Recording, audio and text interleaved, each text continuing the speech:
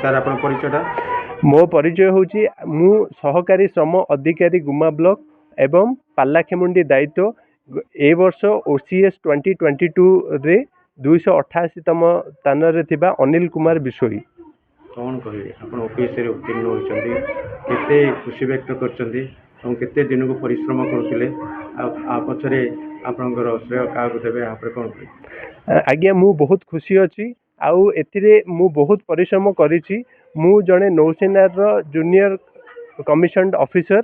ମୁଁ ଭାରତୀୟ ନୌସେନାରେ 15 ବର୍ଷ ଚାକିରି କରିବା ପରେ 2020 ମସିହାରେ ସେବାନିବୃତ୍ତ ହୋଇ OPSC ପାଇଁ ପ୍ରିପାରେସନ୍ କରୁଥିଲି ଏବଂ 2021 ମସିହାରେ OCSରେ ମୁଁ ସିଲେକ୍ସନ୍ ହୋଇ ସହକାରୀ ଶ୍ରମ ଅଧିକାରୀ ଭାବରେ ଆପଏଣ୍ଟମେଣ୍ଟ ପାଇଥିଲି ଏବଂ ଏ ବର୍ଷ 288ତମ ସ୍ଥାନରେ ରହିଛି। ଆଉ ଏଥିପାଇଁ ମୁଁ ବହୁତ ଖୁସି ଅଛି। ଏହାର ପୁରା ଶ୍ରେୟ ମୋ ବାପା ମା, ମୋର ଯେତିକି ସବୁ ଗୁରୁଜନ, ମୋର ୱାଇଫ୍ ଆଉ ମୋର ଝିଅ ଏବଂ ମୋର ସବୁ ବନ୍ଧୁବାନ୍ଧବଙ୍କୁ ମୁଁ ଦେବି। ଆଜ୍ଞା ଯେତେ ସବୁ ପ୍ରଶାସନିକ ଅଧିକାରୀ ଥାଆନ୍ତୁ, ଚାहे କେଉଁ ବି ପୋଜିସନରେ ଥାଆନ୍ତୁ, ସମସ୍ତେ ହେଉଛନ୍ତି ଲୋକଙ୍କ ସେବକ।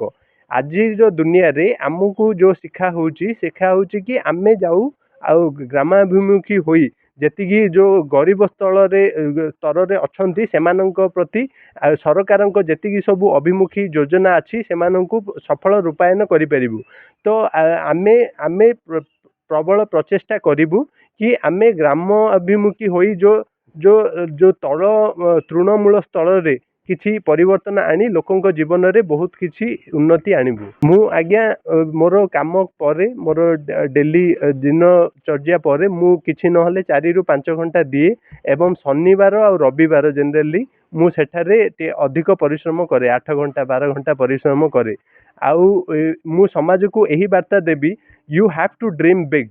If you dream big, then only your chances of selection become high. Not only dream big, you have to start working on your dreams. If you will start and plan, then only you can get success. ଆଜ୍ଞା ମୁଁ ନିଜକୁ ବହୁତ lucky ମନେ କରେ। ମୋତେ ପ୍ରଥମ 15 ବର୍ଷ, ମୋର ଜୀବନର ପ୍ରଥମ 15 ବର୍ଷ ଦେଶର ସୁରକ୍ଷା ପାଇଁ, ମୋର ମାତୃଭୂମି ପାଇଁ ମୁଁ 15 ବର୍ଷ ଦାନ କରିଛି। ଆଉ ମୁଁ ବହୁତ ଗର୍ବିତ ସେଇ 15 ବର୍ଷ ପାଇଁ ମୁଁ ଯେଉଁ ନେଭିରେ ଦେଲି।